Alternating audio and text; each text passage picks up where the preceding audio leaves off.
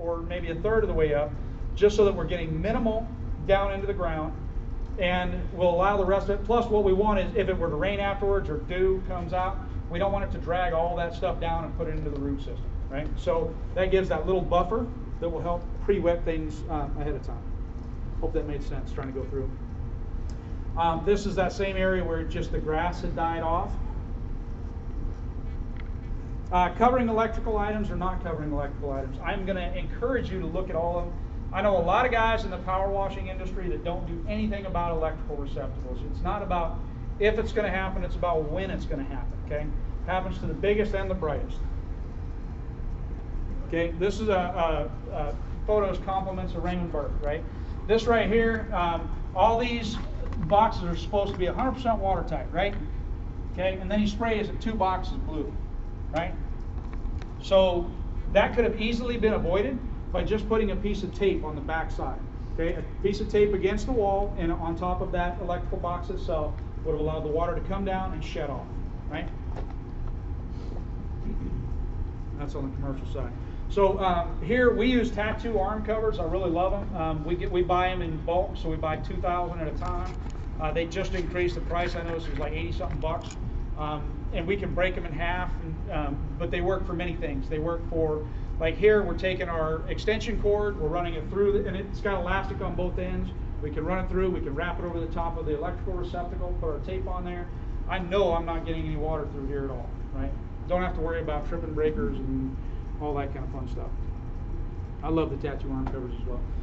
The other thing is that, like I'll show you in the next picture, we'll use several layers of tape, and that is to prevent the water from going through. Is there anybody here that deals a lot with stucco?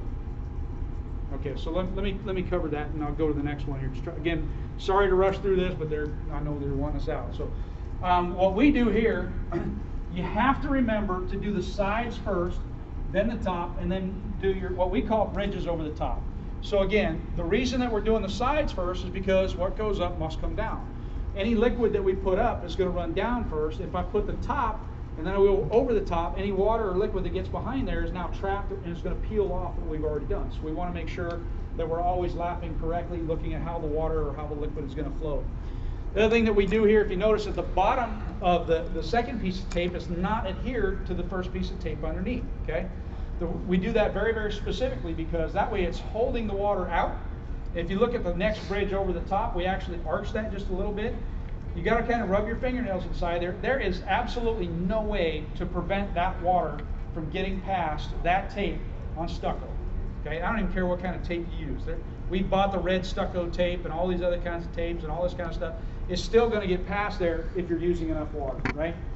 So we found this to be extremely effective with when you create that little arch or you create that lip. What happens is the water, instead of going behind and just keep running down the wall, it follows that tape outward and now is dripping over the top of the second piece of tape. Okay, that first piece of tape will eventually settle down, but hopefully you're not drowning it as much. And it depends on what we're doing, where we may add more layers of tape. For my rule for my guys is 3 layers or 3 bridges over the top of the tape. Same thing even with light fixtures. What happens with a lot of the light fixtures, you get the weight of the light fixture pulls this way, which pulls the top outward and pushes the bottom inward. So what happens is now you've got a gap at the top where liquid could get inside. So putting a piece of tape across the top or even up the sides a little bit, but never tape the bottom. The reason you don't tape the bottom of anything is because if you get water inside or liquid inside, you don't want to trap it inside. Now it creates a problem. So the next one is a ceiling fan. I had chosen this picture because that ceiling fan is obviously junk, right? But still, if you don't cover it, the liquid gets inside there. If somebody comes home, they flip a switch. They probably have never used that ceiling fan in years, but sure enough, as soon as you go clean, they're going to want to turn their fan on. Anybody know what this stain is? What is it? Anybody know? I know it's hard to get off. Mildew. Okay, mildew is the common answer. A lot of people will say algae. Now what is it? Anybody know? Part of it is knowing your stain. Mm-hmm. It's not a rust. Okay, that's a copper top, and it's the staining coming off from the copper. Right? It's not the green staining that we normally see. And so you could spray that with as much SH as you want. It's going to do you no good, right? So this here we used F9, which is a rust remover really, and it did remove those stains. Okay, so this isn't necessarily about plant and property protection. Can you text Paul, let him know I'm just about done? Yeah. Because he was wanting to. So this one here is more about protection of your company in a way, I guess. We use Purex crystals a lot, okay? But we don't turn them into a liquid. We don't, nothing like that. We use them as full crystals. We put the cap full. We sprinkle them where people are going to walk or where their cars are going to go, okay? The reason being is when you start sprinkling those crystals, it puts out an aroma, which covers up the smell of the SH and all the dead algae, okay? As they pull their car into the driveway, they run across those crystals, releasing more aroma, right? They get out their car, they smell the nice aroma. They go into the house, they step out the back door, and they step on the crystals. And they release the aroma, right? So it helps to mask the scent of the SH until it naturally goes away. Well, it helps mask it right when you need it too. Yeah, mask it right when you need it. Because all the other things out there kind of go away faster. And the crystals will actually sit there for several days, and every time you step on them, they'll release that aroma. And the crystals are really they're a Epsom salt, which is good for plants. So even if we sprinkle them on roses, we're not hurting anything. They're really good. I've never had a complaint over them tracking them in the house. They are an oil. They're filled with an essential oil. I've never had a complaint about them going into the house. I'm guessing they don't leave residue behind. They really don't leave any residue behind. Any color decks or No. anything? We've had no problems. We've been using Purex crystals for years and have had no problems at You all. just buy them at the local store? We buy them at Walmart, yeah. Go ahead. Are they pet friendly? They're pet friendly. The pets aren't going to eat them anyhow. Some pets you get are pretty stupid, but we've never had a problem with Isn't them. that You always get them where they go up and they sniff them. We've never had a problem. Not once. We've been using them for years. How much are you actually putting That down? they were made out of? Essential oil? They're essential oils and Epsom salt. That's what they are. Make 'em own. Yeah, you can make your own. We've done that. Where do you get them at? We get them at like Walmart and all that. Oh. What did you say? How much are you? Are you We're using just a using cap actually full? one capful. I'm using Okay. one capful per house, if you would. So what I do is I just take one capful and I take that and I kind of squeeze it and I sprinkle strategically around the house, and then I'm good to go from there. Where do you guys pee at? In a box truck. Yeah, Behind box the truck was AC, good. I and love the House it. wash water. mix. So we have a box truck and we have a little bathroom in the box truck. But this is one of those things that you can get these on eBay. They're little pop-up shower tents, right? I'll bring this up because, hey, we all got to go at some point in time. And it is actually a sales tool that we will use with homeowners to say, we're not peeing in your bushes, okay? I'll tell you, probably most of the time, people never even notice that we've used the restroom, okay? We all got to go. You can't roll up your hoses every time, especially as you get older. I'm not that old, but, you know, when you get to a certain age, you know, things, never mind.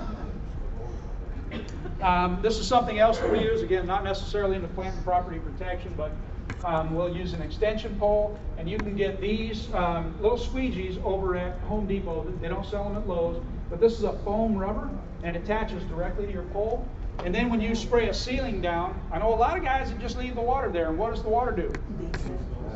Leaves water spots everywhere. Again, this is part of our sales process as well, getting away from plant and property protection, but we're going to wipe that ceiling down. And this is a foam thing, works extremely well, even over grooves and ridges and stuff, right? Wipe those ceilings down, and then you've got a nice clean surface. Even though it's still wet, it's not droplets, and it dries, and it's really nice. You don't have to deal with those droplets, you know, after that. Does it work the same way with vinyl and with wood? You With got like vinyl tiny and with grooves wood, as that- long as the wood isn't as long as it's a smooth surface. Okay. But even some that are kind of unsmooth a little bit. Matter of fact, you bring that up, we'll do that because we won't necessarily spray a wood ceiling with sauce. We might spray it with soap and water, and then we'll wipe it down with this, and that takes care of it. That helps get rid of like spider webs and all that. Shrink wrap, that's another thing people don't necessarily think about. We use our arm covers a lot of times. We'll go over the top of like security cameras and all that, but you can also use shrink wrap really fast to go around different little things that need to be covered. It's just a kind of another little tool. Paul's not here, so we got a couple seconds. But anyhow, and then we'll go back and we'll touch on rinsing and not rinsing until he kicks us out. Anybody here squeamish? Really squeamish? Nobody squeamish? She's squeamish. Huh? Okay, I'm going to show a graphic picture of what happens with SH in people. Okay, you okay with that? You sure? It's really bad. Okay, are you ready? Here it is. What happens when you dip your finger in SH and pick your nose? You look like that for the rest of your life. Okay? I would hate to do that. I'd hate to look like that the rest of my life. You gotta leave that up. You gotta leave that up. Okay, so let's get back real quick to rinse and not rinse a roof, okay? Is there anybody here that's done a lot of roofs and doesn't ever rinse? Okay, there you go, right? Anybody here does a lot of roofs and rinses every one of them? Okay? So of the people that raised their hand, we're at about 50-50 right there, right? We rinse Well, where about... are they from? I think the climate has the key of who rinses and not. Northerners don't Yes. rinse the roofs. So there's a couple of different factors that fall into play, whether you rinse or you don't rinse. We in Louisiana, we have hardly any rain gutters at all, and we rinse about probably 85 to 90%. Okay, there are times where you have to watch how you rinse and what you rinse. So again, we went into a little bit about what does sodium hypochlorite become once it dries. It becomes a salt. Okay, what's better, sodium hypochlorite or salt for the plants? Really, the salt. Okay, so you have to look at how much roof space do you have? Is it sodium hypochlorite or has it dried and become salt? Right? Because if you go spraying a bunch of water and getting all that chemical off there, you're feeding that chemical into the root system of the plants around you. Okay, so it's not necessarily good at that point to rinse the roof unless it has dried and become a salt. Then you can actually even mist the roof a little bit. So the question for the last class was, does does bleach can it be reactivated? No, it really can't. Okay, once it dries and becomes a salt, you have to have a chemical process to get it back to an SH, if you would. Okay, so there are the two different types, SH and salt. If he says we need to be, no, he's not. So look at where you're going, and then again, the same thing with where valleys come together. You're bringing down a lot of SH and or salt, either way, and you're creating a potential problem for the plants. But there's also advantages to rinsing. If you do not have rain gutters, you're better off to rinse, in my opinion, because now you've got all that stuff sitting on the roof that's going to come down. Once you pull your Tyvek off and all that kind of stuff, you got nothing protecting the plants. Get a little bit of rain, a little bit of morning dew comes down, you can still burn the plants or kill the plants because of that. I also like to rinse because of the end appearance, the overall end result of it. That's one of the main reasons that we rinse. But a lot of times when you spray a roof, especially if it's a really bad, nasty roof, you'll get this brown haze, plus you'll get the salt deposits that are sitting all over the place, right? If you just take, and especially if the sun's out, you take your hose pipe, you mist the roof. You don't get it wet. I mean, you don't get it to where it's dripping off, but you just mist the roof. What happens is it will take and it will kind of blend all of that together, and then you don't have to worry as much about the rinse process. I would encourage a rinse, and I'd encourage it to be at least, say a third or a quarter of the way up, okay? Even if you've got rain gutters all the way around the house, it's about where do those rain gutters and downspouts come down to. And that would be a deciding factor for me on a house with gutters as to whether or not I'm going to rinse, right? Because if I've got gutters that all drain down into a nice flower bed, I'm probably going to put my drain tubes in, and I'm probably going to rinse because I don't want to damage those flowers, which is what's going to happen, right, the next day, a lot of times. All right, so are there any questions? I know we went over some of this really fast, but are there any questions that I can answer for anybody right off? Do you have any kind of plant food or anything on spraying plants? It depends. Like if something has been damaged, we do. We'll go back like the next day. I know there's several different products out there, Agent Hall, not greenwash, stuff that AC sells. I don't buy nothing from AC, but even Miracle Grow. Well, matter of fact, I had that one picture that I kind of skipped over where it was the grass that was dead. We used Miracle Grow there, and 2 days later it really started looking good again. 2 weeks later, you couldn't even tell that we had done anything, kind of thing. So, but we very rarely ever use anything because dilution is the solution to the pollution. We just use so much water that we hardly ever have a problem. Probably once or twice a year where we actually have an issue as far as plants are concerned. Did you cover what you'd do if you spilled your bucket in the yard? No, I did not. So, like, let's say, for example... For the ex-jetters in the room. Yeah, there you go. Dilution's the solution to the pollution, right? So if you have a hose pipe pops or you spill a little bit of SH here and there, one of the things that you can do is you can take your water hose take your end and just jam it into the dirt, turn it on, okay? What it's gonna do is it's gonna force all that water into the ground, and it's gonna raise all that, it's gonna push all that up. You can actually watch the ground raise, okay? And it's taking all that sodium hypochlorite that you just pushed in. It's not necessarily gonna save the plants or save the grass, but it's gonna help you in the recovery process of that plant, okay? And sometimes it will literally save that plant, because now that sodium hypochlorite, you're pushing it all right back out, and you're diluting the heck out of it all at the same time. It's extremely effective in that, if you're dealing with that kind of a case. Definitely. Anything else? No? You mentioned the rinse or not rinse, and the one fellow said, depending on where you live. What would Yes. that have? Obviously, the obvious, the temperature, but how did that play into that little bit? Well, I'm going to say it this way. A lot of it has to do sometimes with soil conditions. It has to do with the different types of plants that are in the different areas. A lot of this, and if you're here in the very beginning, it's talking about these are my opinions, and these are also things that based on our area, because different plants, different soil conditions, different humidity levels. We run a high humidity level. If you have less of a humidity level, you might have more plant damage in that case. I think that's So- the high point, is our humidity's so high down here, just the dew, like you said, overnight, just sweats, that whole roof Yes. sweats. So you'll see a line all the way around the house if you don't rinse, versus up north, you don't Definitely. have such high humidity where it's not dripping off the roof, and it has more time to evaporate the salts over the course of the. but there's some people too that's their clientele, that's why, like John Tournament, he's infamous. He rinses every single roof because he's convinced that his clientele will not accept a roof that has dead moss and lichen on it. It has to be clean in order for him to get the check from that kind of customer. I'm the exact same way. I feel like it has to be a finished product, but the only difference that I'll say there is I'm not going to force moss off of a roof. I'm just not going to do that. I'm going to educate the customer in that it can damage, because moss actually does have a root system. If I'm pulling it off, I can damage it. But when you spray your sauce on top of there, that moss is going to die pretty quickly, and some of it's just going to roll off naturally, even during your rinse cycle. Go ahead, Ryan. When I said we don't rinse, New Hampshire, Massachusetts, about 15 years ago, mitigated water into the ground. So when you create a hard surface on the roof, when you build the house has to be on gutters. Those gutters have to go underground, and it goes into a curb drain. There are some that don't go in the curb drain, but like literally almost every job we do, that's why we don't rinse. Yeah. But there are times we do rinse. There are times we don't have gutters. You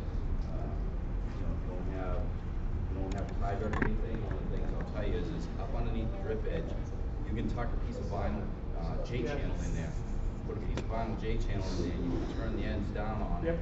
Rinse that section of the roof right down in some buckets, and just pull the J channel off, and you're done. That's very effective. Yeah. Very, very effective. Same thing with if you have delicate plants underneath, right? And you don't necessarily want to be trudging that area, whatever. You can put that J channel. Same thing as he's saying.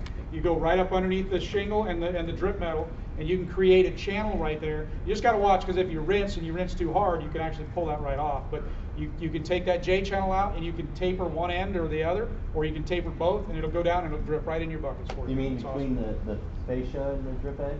Go right up. The last shingle, There's the bottom usually those shingle are and the glued drip down and the to- drip metal. There's two shingles at the bottom of the drip edge.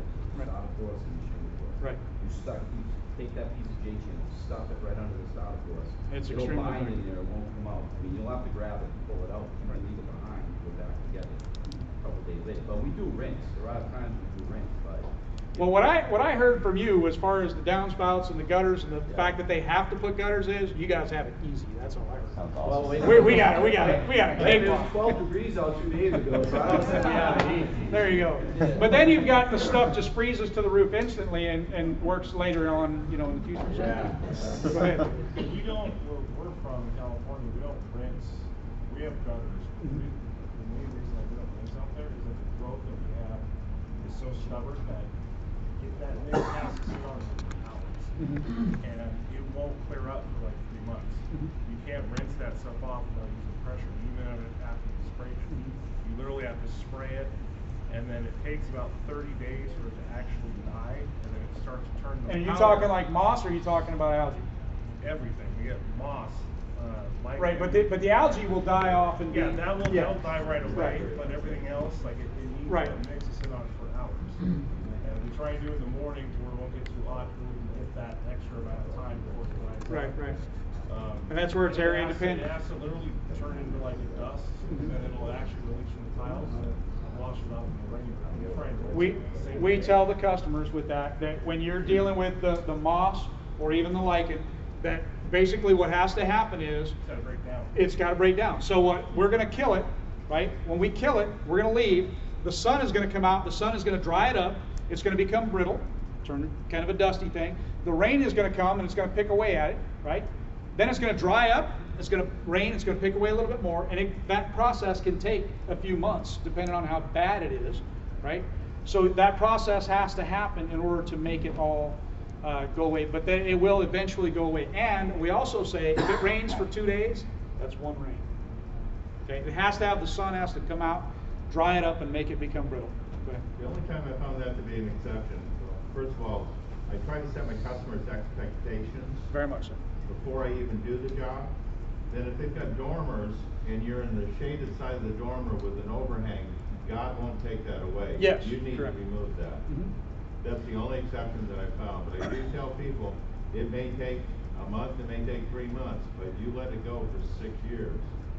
Yeah, exactly. In some cases like that, I'm charging to come back and re-rinse because I'm not going to force it off that day. Okay? Right. I'm just not going to do that. With it. So if they want me to come back and do a rinse later on, I'm going to charge per time that we have to come back. Obviously, depending on the situation, circumstances, whatever. Or we explain to them how to do it and how to do it correctly if they want to do it and they want to save the money. Because we've got minimums we have to charge in order to come back. So it's just the way it is. So.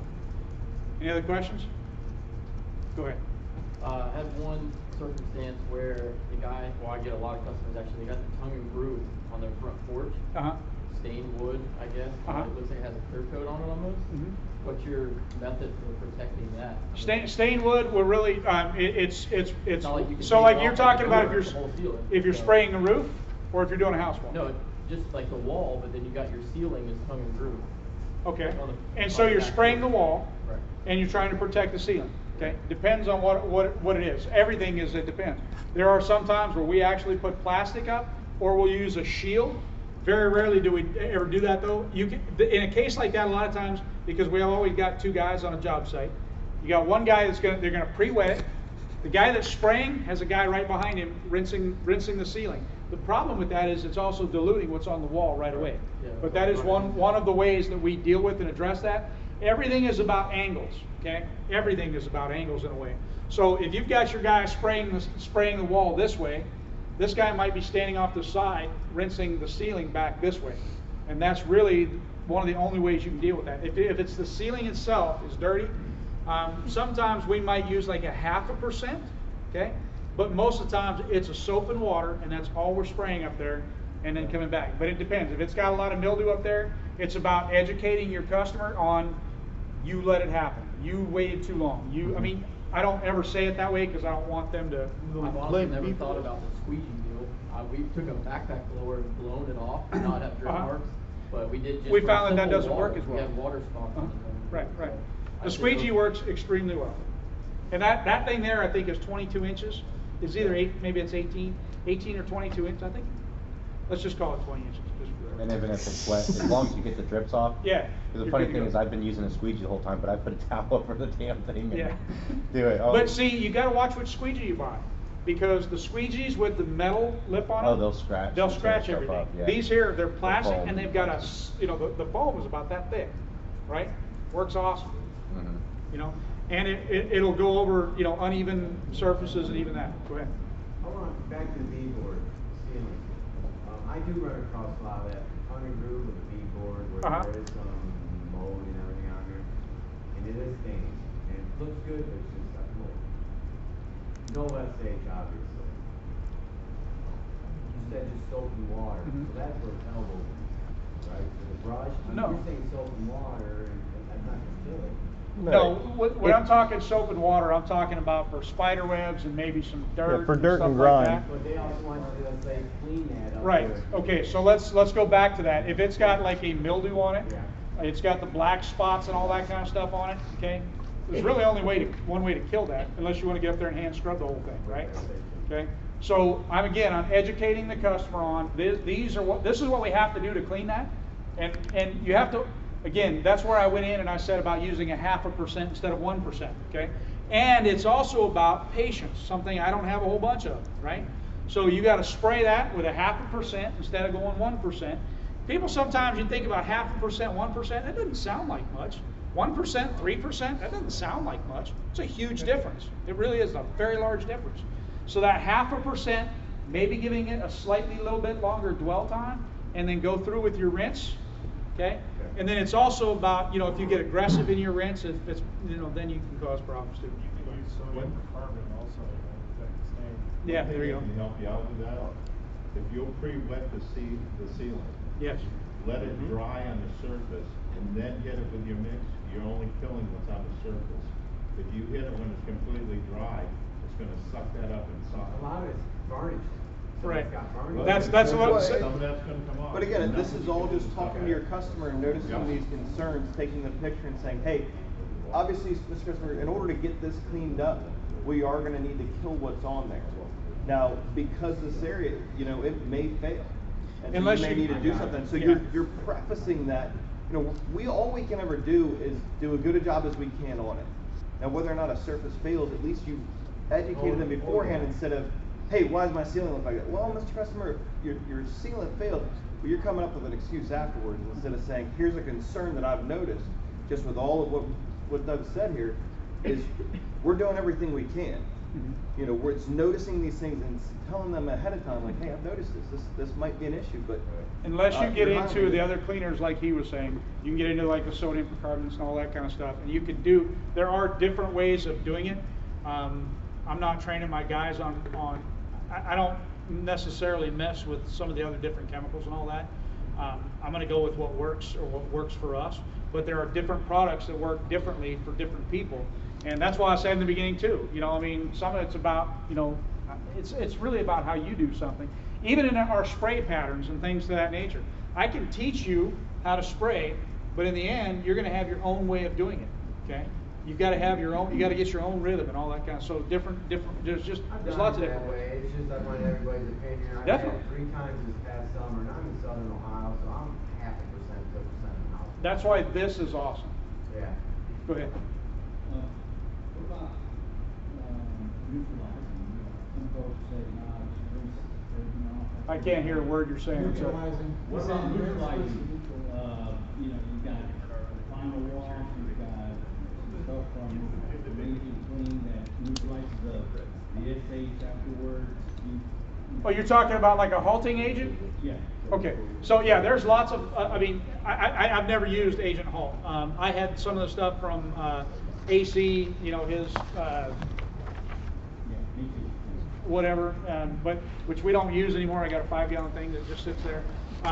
Very rarely do I ever need a halting agent. Okay, because we use so much water and we rinse correctly and thoroughly, not meaning that we don't, or that anybody that uses that's not doing it correctly, because they are. But I just never really found the need. There are those jobs where we actually price it into the job. Like let's say last year we did about 300,000 square feet of metal roof, right? And we used some halting agents on some of that because, you know, there's just no way that we're going to get into every nook and cranny with our rinse every single time. And so I use a halting agent just to make sure I'm covering my butt, and because the client had previously had cleanings done where they used bleach and soap, but they didn't do it correctly and they created damage on the roof. Okay, so I wanted to make sure that they knew that that wasn't the case with us. It's another help. It's not a miracle. Yes, it's not. I mean, that's the biggest thing is don't, oh, I sprayed some of this Agent Halt. It's gone. It's great. You still have to do what you're talking about. Yeah. Everything is about dilution is the solution to the pollution. So you want to get as much dilution as you can. That's what's going to help you. If you take a gallon of SH and you put in 300 gallons of water, you got nothing really left. You know. But again, certain areas, certain cases, you don't get all of that water in all of those areas. You might have that, and then that might be an agent. Agent Halt is something I'm actually going to be purchasing. I'm going to buy all of the Agent Halt products because I need to try them for myself because I haven't yet. I've been saying that for probably close to a year. I need to get off my tail and do it. But part of it is, you know, we just bought our shop, getting everything straightened away. then I'll move in, I'll buy those products, I'll buy some of the others, because we've tried virtually all the stuff out there, and the same thing with the other one I haven't tried is slow-mo, okay, and I want to try that. I want to make sure I'm doing the best I can in this industry, and so I need to try all the different products. The other thing with Agent Halt, it's great on Windows. That's what I've heard too, yeah. Yeah, it's very good on that. very good there. And it's a good thing too that even if you don't necessarily need to rinse the stuff off the windows, it's making your techs rinse the windows again. Mm-hmm. Guys, all right, we're done. Spray the windows, hit this up, and it's another thing we're doing. Step in the face, yeah, definitely. Yeah. So he had me rush, and then there's no other. No matter how much I rent, I It's sort still of like stay that. out windows, it's crazy. What's I like that? I like that. I said, no matter how much I rent, I could sit there and beat the hell out of that window, which is pure water, and it's still. Yeah, 'cause Tell I them don't- your we don't do pure windows. the water bottle. Pre-strain Oh, yeah, yeah. windows before you spray the soap. Yeah, we're wetting everything first. There are different tricks. I mean, that was something that so there's sometimes people use pure water, right, to get the windows clean. Sometimes when you go back and you clean and you've got the little bit of streaking and you've used, whatever you've used, some people Windex or the foams or whatever, you still got a little streaking here and there. Why does pure water work? Still impurities in it. It's got nothing in it. It's pure water, right?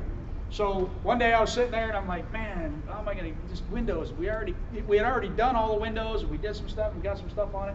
And I was sitting there and I'm drinking my bottle of water and I'm going, this is pure water. I took a rag, got water all over there, wiped the whole thing down, let it dry, looked great. Dried it off a little bit with another rag, looked great. Your issue is So- probably mainly just the water in your area. Yes. That your water, wherever you're. Ohio, Cincinnati area's got hard. Yeah, that's your problem. It can Yeah. also be if the windows are hydrophobic, it'll actually But- grab onto the soap and hold it on. I thought he had said too about using the water fed pole, the pure water system on it. So, but sometimes you've got to put a little bit of elbow grease in it. Yeah, we don't have water fed pole, we Oh, do okay. windows.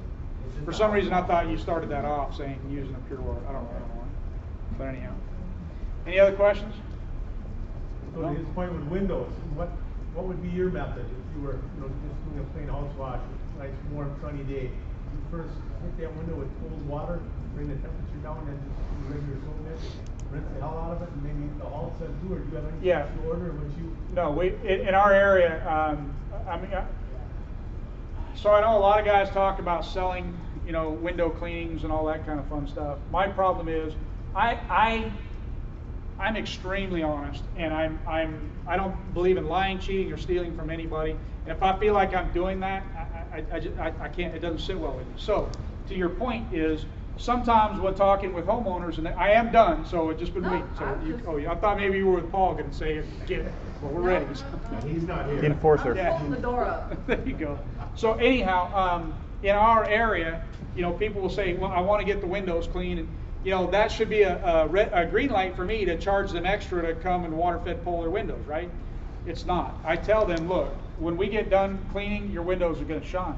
In our area, we just don't have to worry about that. Our regular house wash mix, well, by the time we're done rinsing, the windows pretty well shine. We don't have to do nothing. So he's got it easy with rain gutters because in his area they got a lot of rain gutters. I'd rather swap with him though. In our area, man, for windows, I can just rinse and I'm pretty well golden after that. We've got some clients that they want us to clean the windows afterwards. So I charge them to sit there and put pure water on it and do nothing more than I've already done. But that's what they want. As long as I explain it to them, if they still want it, that's on them. So I know that may not have answered your question, but in our area we don't have a problem. So, anybody else? No? I really appreciate y'all for listening to me. Thank you very much. Thank you.